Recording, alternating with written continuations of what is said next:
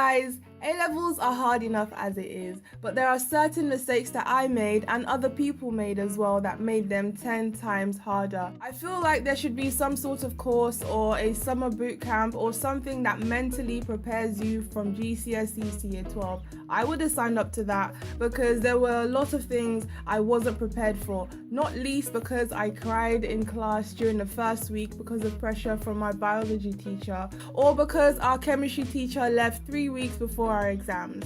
So there were things I certainly could have done differently, and I'm going to let you know the mistakes I made so that you don't have to. The first mistake that I made was focusing excessively on one subject and underestimating the workload of the other A-levels. For those of you who don't know, I did biology, psychology, chemistry at A-level, which are pretty standard A-levels. I feel like they really complemented each other. I did maths in year 12, but we won't go there today. I found myself focusing too much on chemistry than psychology, to the extent where I was revising for psychology class tests on the day or the night before. So my advice is to accept that all your A-levels will be challenging and try to find a way to balance them all.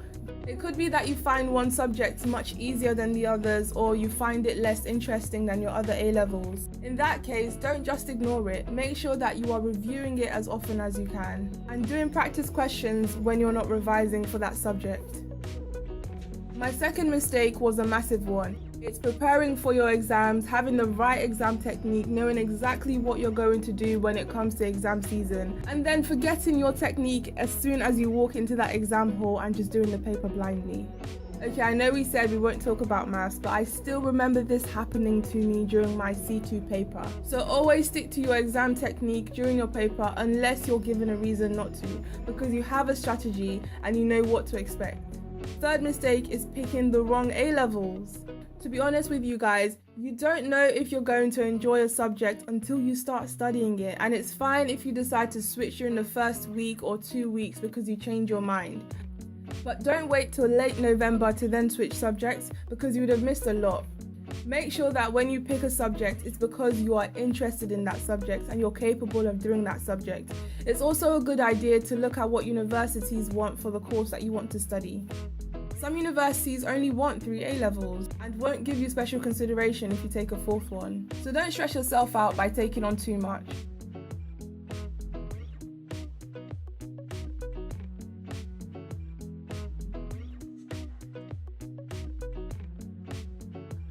Everyone procrastinates. It's inevitable.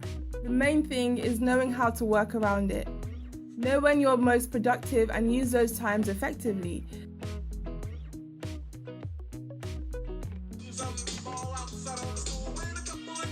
Approximately 10 hours later.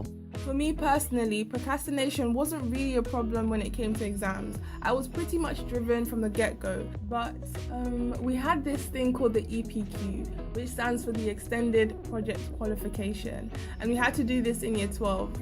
It gave us so long to do it. I think we started in October and it had to be in by April. And guys, I was still writing this essay on the day of the deadline. April is when you want to be doing past papers and going over your notes, not writing an essay. So my advice is to try to minimize procrastination. There's already a video on how to deal with procrastination on this channel, so go ahead and watch that if you would like some tips. The next mistake is listening too much to people and comparing yourself.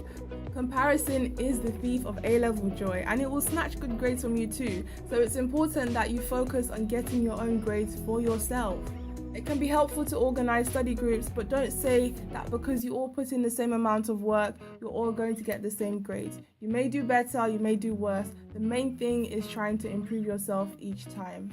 Another mistake is leaving things till exam season and not reviewing things constantly. This goes for past papers, writing up your notes, or asking your teacher for help.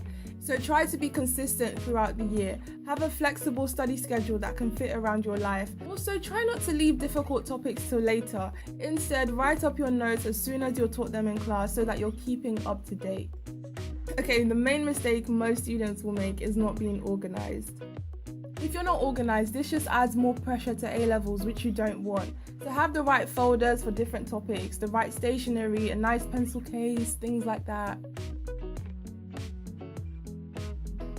Burnout is real. This is when you stop working at your optimum level because you feel mentally and physically drained. It's different from lack of motivation, and it's also different from everyone. My mistake here was not resting when my body told me to rest.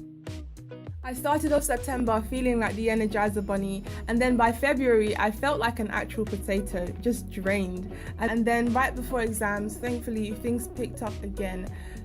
The best thing to do is to pace yourself so that you don't reach your peak too early. From September to June, make sure that you have a good work-life balance, that you are working hard but you're also taking time off to relax and have a social life. I hope you guys enjoyed watching this video. Some of these mistakes you are going to make, there's no doubt about it, but it's all part of the sixth form journey. I know that sounds cheesy, but it's true. If you liked this video, why not subscribe down below, join the Student Boss Squad, hit that notification bell. Here is my Instagram and Twitter. Be sure to follow me on all my social medias, and remember to study smart and live productively like a student boss.